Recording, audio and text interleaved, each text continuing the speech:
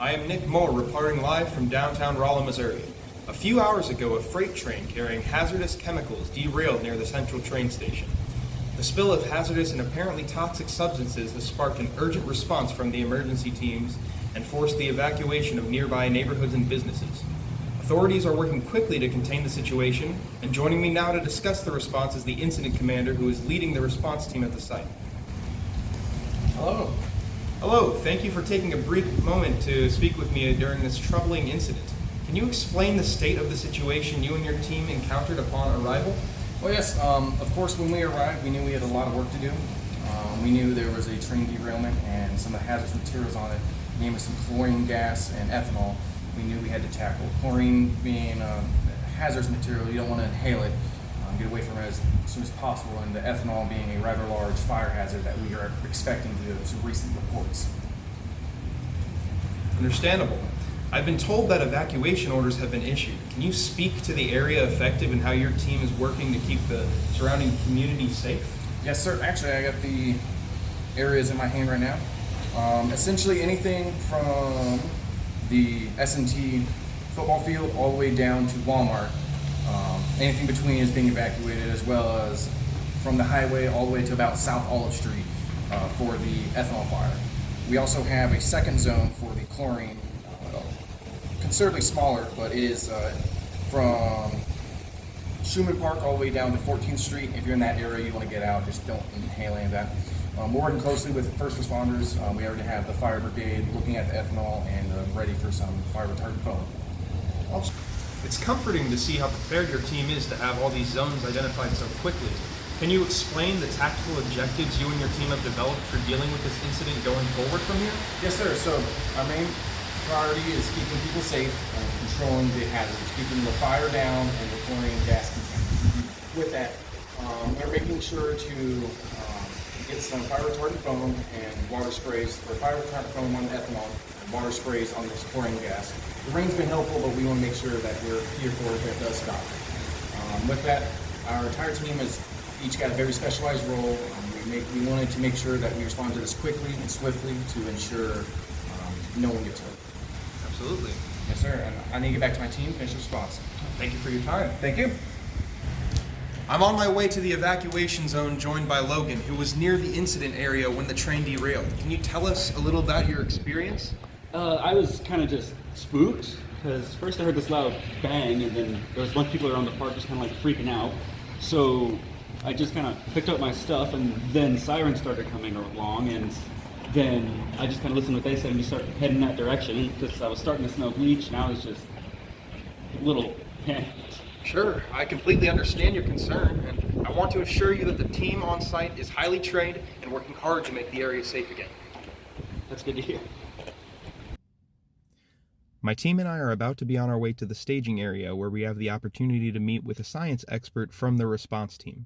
In the meantime, I was contacted by Megan Cook, the PR officer for the team, who was able to provide a little more information about the affected areas and the evacuation zones that the public should be following. For that, I'll pass it off to Megan. Thank you so much for your time. Hi, Nick. We want to keep everyone in the Raleigh community well informed about the incident. The evacuation was a tough decision, but it was essential to keep everyone safe from the toxic exposure that occurred from the train's derailment through Rolla. Our main priority is your safety, and we'll keep you updated on every step of the way. So for right now, let's take a look at the map of Rolla to understand what's currently going on. To have a good idea of the areas that you should avoid at this time, our team made a hot and cold zone for each spill in relation to the streets on this map of Rolla. For the ethanol spill, it's located right behind the Kale I Do Smoke Shop by Kings Highway in North Walker Avenue. Since the wind is blowing south, we've set up the decontamination zone, which is this blue box right here, which is an area designated to safely clean individuals who may have been exposed to hazardous chemicals, just northwest of the area on Kings Highway. As for the staging zone, where our emergency response teams coordinate their efforts, it's located by Mercy Hospital's south parking lot.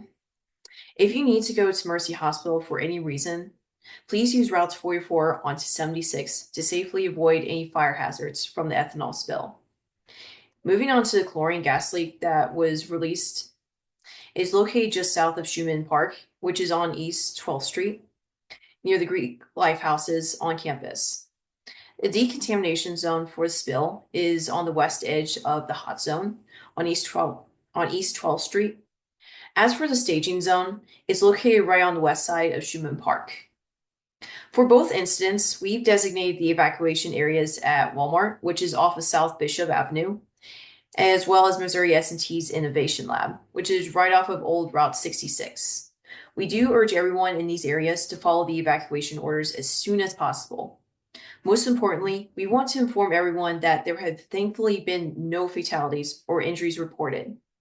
We also want to reassure everyone that we are doing everything in our power to address the situation safely and efficiently. Your safety is our highest priority, and we are coordinating closely with emergency services to manage the incident. We appreciate your cooperation and patience during this critical time. Together, we can ensure the safety and well-being of our community. So please stay safe, and thank you. And thank you so much for your time, Nick. I have now made it to the staging area located on 12th Street near the Sigma Nu fraternity, where I am meeting with Cole, the science expert who helped identify the threats and develop the plan for the response team. Can you provide some information about the specific hazards and effects of the chemicals involved in this disaster? Yeah, well, ethanol is highly flammable, meaning any sparks could lead to a major fire, so we're working to contain it immediately. Chlorine gas, on the other hand, is toxic even in small amounts. Its short-term exposure limit is 1 part per million, and the threat level that is immediately dangerous to life or health is 10 ppm. So make sure that you are heeding the evacuation notice if you are in the area. Sure. I mean, that sounds pretty serious. How are the team's responders protecting themselves from such chemicals? Responders are using full level A hazmat suits to guard against chemical exposure with self-contained breathing apparatuses for respiration protection. For hand protection, we are using nitrile gloves due to chlorine's corrosive nature, and firefighters have been instructed to use alcohol-resistant foam on standby for any ethanol fires. Earlier, your incident commander mentioned areas for decontamination of these entry team responders. What all goes into ensuring they are safe to exit their protective gear?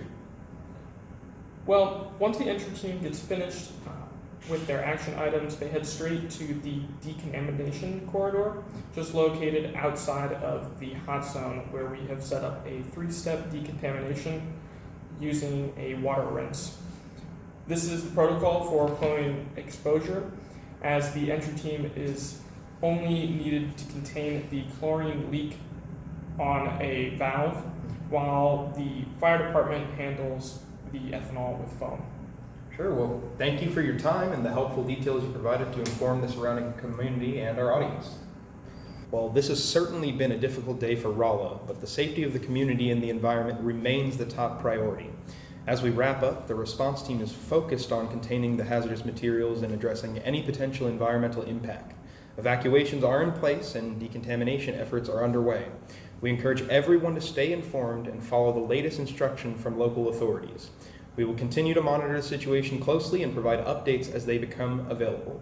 Reporting live, I'm Nicholas Moore. Back to the studio.